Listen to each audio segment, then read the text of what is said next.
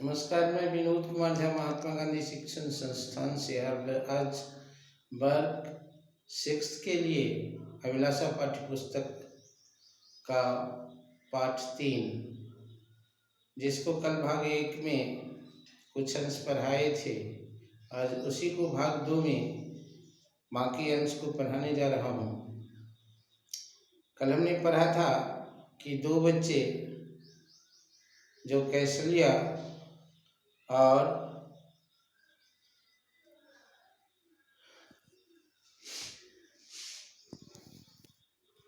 एक और नाम जो क्यों और कैसे कैसे करके प्रश्न से विषय वस्तु को स्पष्ट करने की कोशिश करते हैं, अपनी जिज्ञासा व्यक्त करते हैं, अपनी दीदी के पास जाती है और दीदी उसको बताती है कि कहानी लिखने के लिए पात्र की जरूरत होता है, उसे सोचना पड़ता है।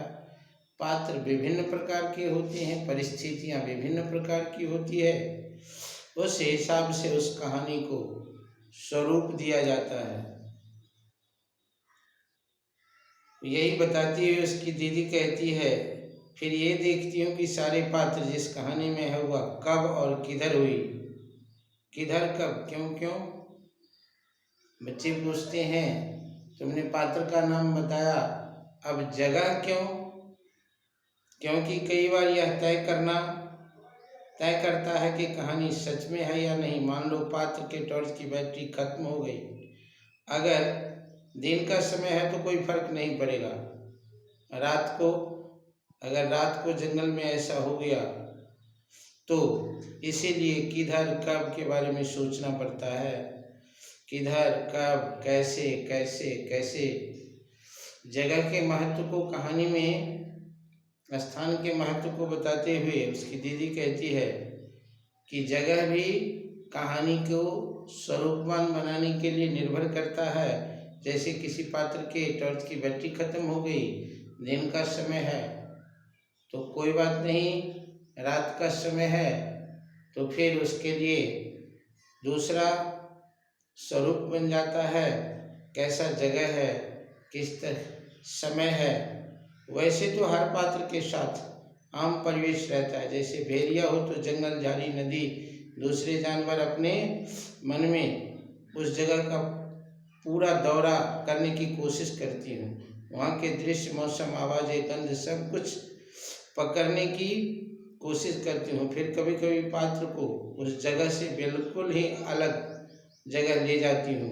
जैसे क्या हुआ, जब भेड़िया पहुँचा हमारे स्कूल में, होगा ना मज़ेदार कथानक। कहते हैं कि जगह भी कहानी को मोड़ देता है।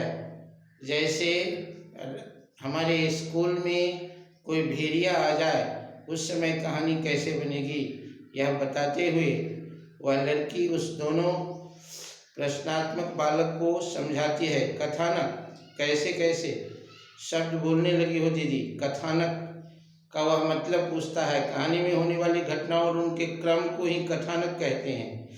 इसी से तो कहानी अपने अंत तक पहुंचती है। उसकी दीदी ने उसे कथानक के बारे में बताई कि कथानक उस कहानी में घटने वाली घटना को कहते हैं। अंत तक क्यों? क्योंकि हर कहानी में पात्र के सामने कोई कार्य या मुश्किल रहती है, कोई खतरा, कुछ ढूंढना, तय करना या प्राप्त करना वगैरह वगैरह। तभी तो हम पूछते रहते हैं कि फिर क्या हुआ। अच्छा कथानक बनाना ही तो कहानी बनाने का असली कला है। वह लड़की बताती है कि कथानक ही कहानी को अंत तक ले जाती है, और कथानक अच्छी कहानी बनाने के लिए विभिन्न तरह के जगह, समय, पात्र का चयन करना जरूरी होता है। अब कथानक बनाती है कैसे पहले तो सोचती हूँ कि मेरे मुख्य पात्र के सामने किस तरह की मुश्किल हो सकती है, वह क्या करना चाहता है, फिर उसे वह मुश्किल क्यों हो सकती है, फिर किस तरह उससे बच के निकल सकता है। कैसे रात हो रही थी और छगन अपने घर पहुंचना चाहता था, लेकिन जैसे ही रास्ते में जंगल आया उसकी टॉर्च लुप्त से बंद हो गई। अब वह घर कैसे पहुँचे? वह बताती है कि पहले सोचती हूँ कि पात्र के सामने किस तरह की समस्या आएगी, फिर वह समस्या में क्या करना चाहता है, फिर उस मुश्किल से उसे कैसे बचाया जा सकता है। जैसे छगन नाम के एक पात्र का नाम लेकर के बताती है कि पात्र जंगल के रास्ते गुजर रहा है, उसकी टॉर्च बंद हो गई, फिर वह कैसे पहुंचेगा। दीदी फिर क्या हुआ? अरे यही तो कहानी का कथानक होगा, अब तुम ही इसको आगे बनाओगे। यह कहकर दीदी कुछ लिखने लगी। क्योंजीमल और कैसलिया कुछ सोचने लगी। कहानी बनाने की कला